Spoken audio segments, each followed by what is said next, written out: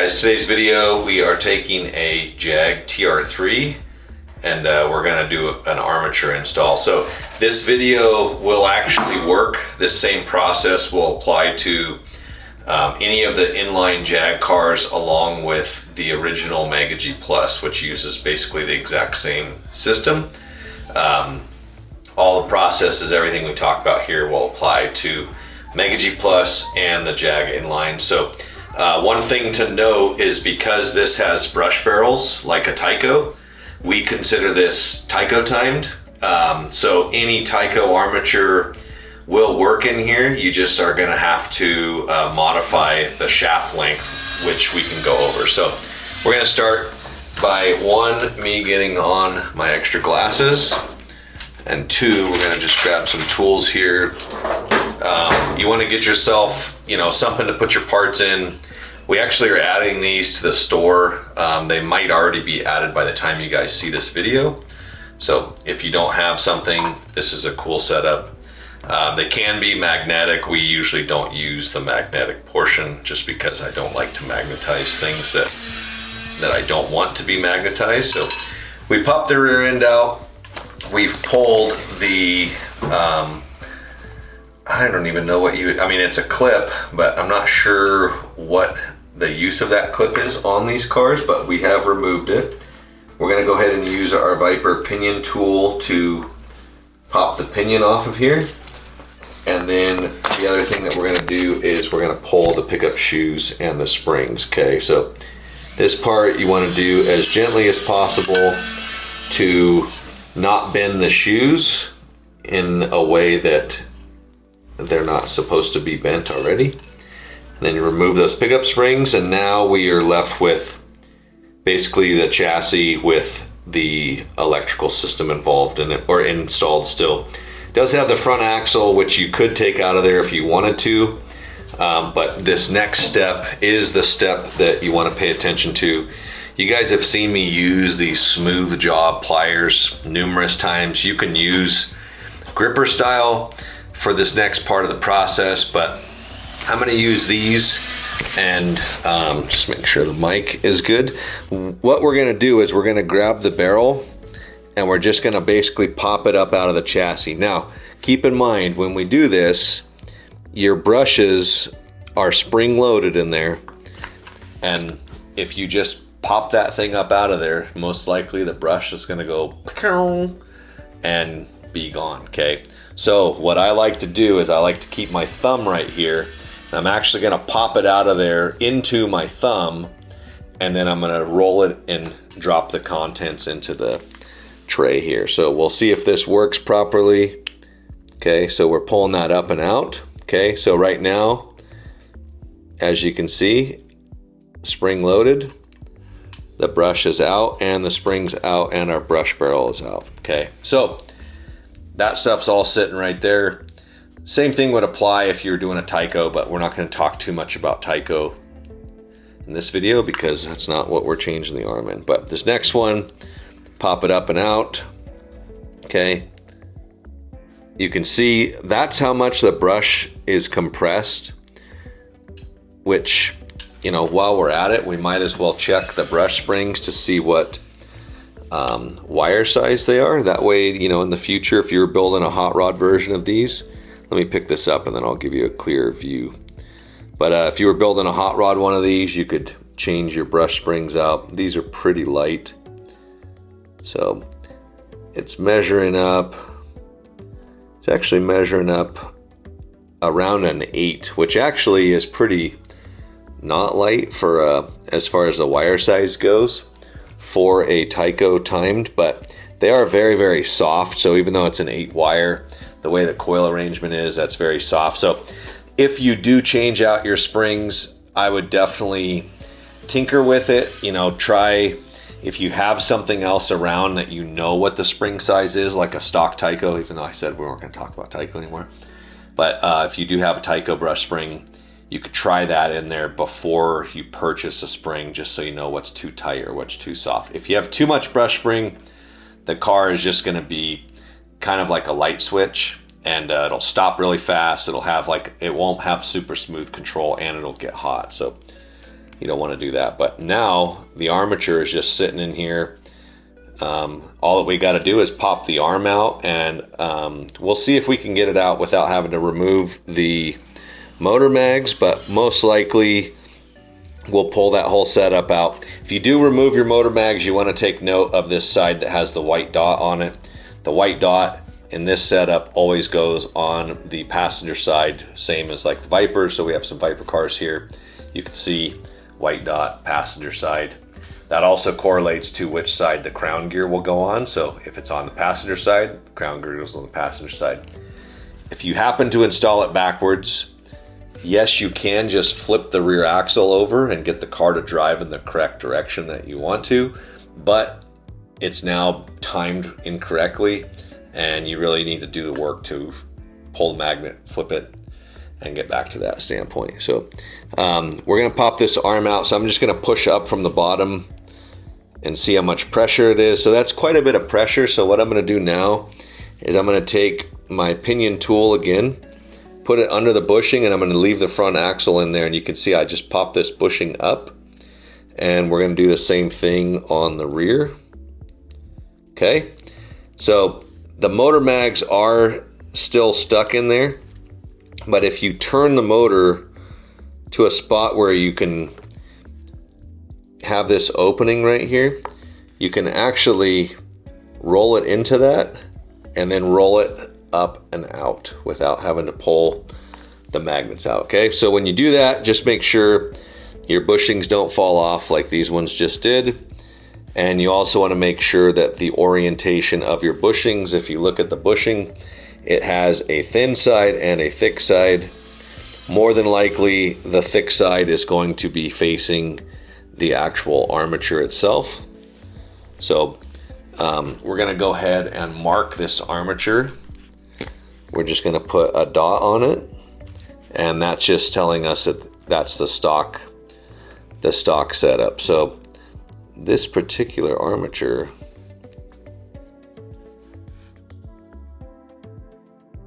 actually this is confusing to me now. It appears that it's timed for like a Viper type car, which is very strange.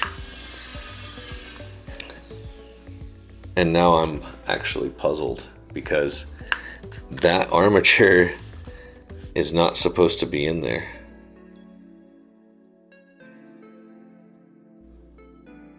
But it also could just be super advanced timing, because I am looking at the wind pattern, and the wind pattern is correct. So the wind pattern is a little bit different between the Tyco-timed and the regular. But if you look at this real quick, so I have a Tyco-timed arm here, which you can see the comm slot is centered up with the stacks. That's neutral timed. This particular armature, you can see that the comm slot is over around 1 o'clock in relation to the center of the stacks. That typically, you would say that that's a G type armature, but the way that the windings are wrapped, it doesn't appear, which, you know, you would really only be able to know what you're looking at if you've wound armatures, but that all appears to be correct. So it does appear to be correct. It's just not high timed. So, or it's timed a lot more than this Tyco armature is. So now the next thing to look at is just the length of the armature. So everything on this end is going to be the same. The real difference is the shaft length. So one way to check that is you can actually put them like this, and you can see that difference between the shorter shaft on the top. That's actually what we will need to remove from this armature or any other Tyco-timed armature to get it to run in this car. So what we're going to do is we're going to just take a Sharpie. We're going to set these guys next to each other, and that amount right there, I'm just going to make a mark on this one, and that's going to be our start point. So we're going to actually cut the shaft. You want to use a rotary tool. So this probably will be pretty loud, but we're going to just cut this guy real quick.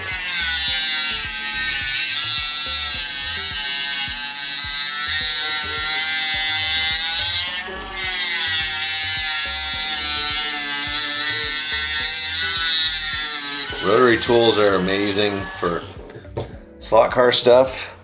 So now we're gonna make sure, okay, that our shaft and everything looks good. I always like to make sure that it's flat, and then I put a little chamfer on there. This towel I'm gonna have to throw away because that now has metal shavings on it. So that thing's nice and toasty too. So if you don't believe me, touch it and find out. But now we are going to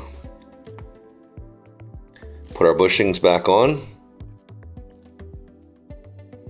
Okay, and on these we've noted that the thick side is in. Now, if that's wrong, you'll know right away, because when you lay this thing in here, you can look at it and you can just see if the area where the bushing pops down in there, if that lines up correctly.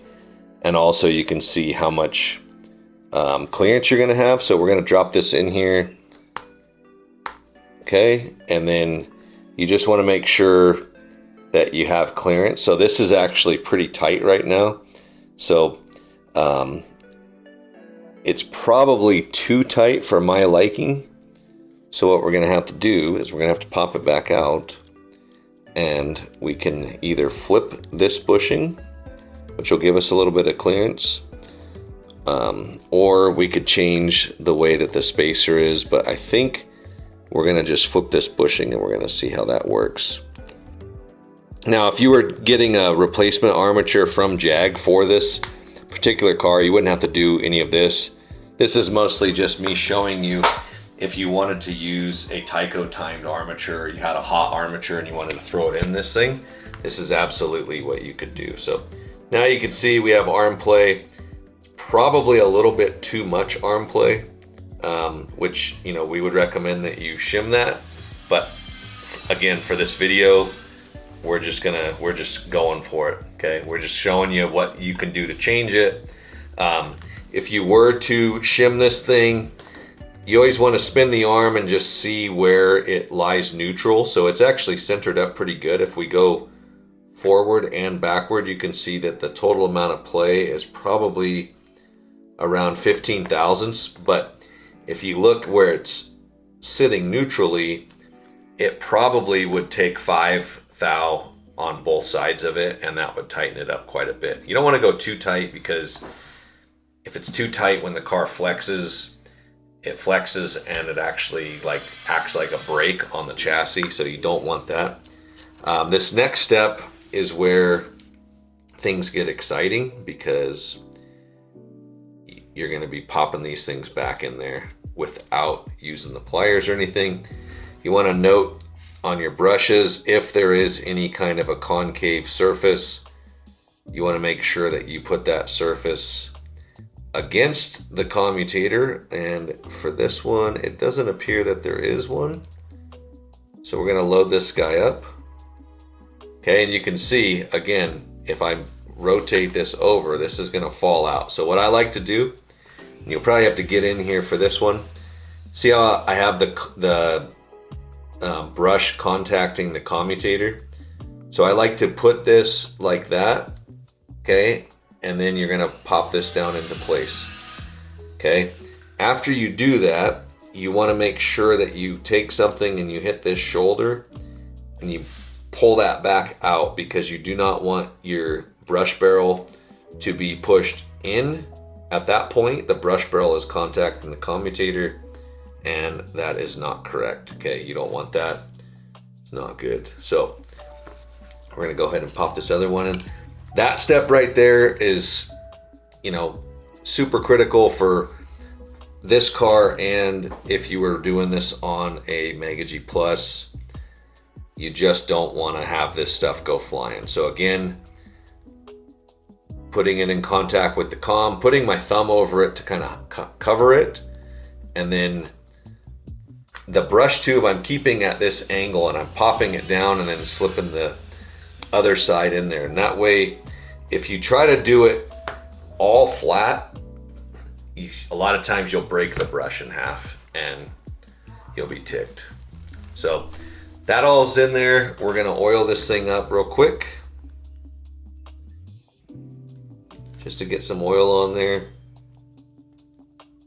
Make sure that that's all happy.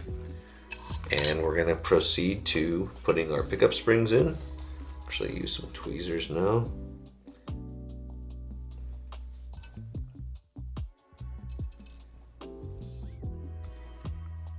Okay, and then pickup shoes, hook around the brush barrel and pull the whole shoe forward without bending the flat surface. Okay. And then you flip it over and you want to make sure that the brush barrel or the shoes are wrapping the brush barrel completely. Now we're going to put it on the run stand. Make sure that it runs. Sounds good. Running in the correct direction, which from the front is counterclockwise. So we're at 5 volts. Obviously those brushes, because this was brand new when I pulled it out of the box, there's no radius on those brushes, so they are just a flat surface contacting a cylinder. So they're just like that. When you break it in, those brushes are gonna start to wrap it, and usually, you know, it's not gonna be like that. Okay, that's an exaggeration, but that's what you're going for. So that's how you install a Tyco-timed armature in a JAG car, or if you were using a Mega G Plus, that's exactly how you would do it. There is, you know, from Viper, we have the 5.8 ohm, we have the super stock version, which is balanced. We also have the 3.5 ohm, which is a really cool arm. That's a great setup for this. And it also, you know, it's a lot of power. That's usually more of like on the GT level, the TR3 GT level. But we do have race spec arms that are 2.5 ohm and 1.5 ohm, okay? So if you get into those, you really need to, you know, guys are carving out the bottom of this thing and gluing the magnets flush. They're really full-on race versions, but there's also a lot of older BSRT arms out there that are Tyco-timed. Let me see if I have some down here that I could show you. But really, you know, if you get into a lot of these older BSRT and Wizard arms, like these are spud power for the Tyco. These absolutely could go in there. The Wizard armatures can go in there, the ones that are for the Storm and that kind of stuff. So there is still a lot of arms out there. And the reason for this video is to just show you guys that, you know, you're not stuck to that one power plant. Now, typically this is just gonna be if you were making this into a drag car. If you put a lot of power to this thing without adding more magnet, it's really not gonna be that fun to drive. So definitely keep that in mind. You wanna have that balance there. But for the drag guys and the guys that just like taking stuff to the extreme, you can definitely run hotter arms. The DR1 is another car that JAG makes. The PR5, those are also inlines, and all of this applies to them as well. So hopefully you guys enjoyed the video. I'm not going to run it today just because there's really no sense in running it. The point of this video is to just show you guys how to do the arm install and cutting the shaft of the armature. So I definitely recommend, if you haven't cut a shaft before, sneak up on it.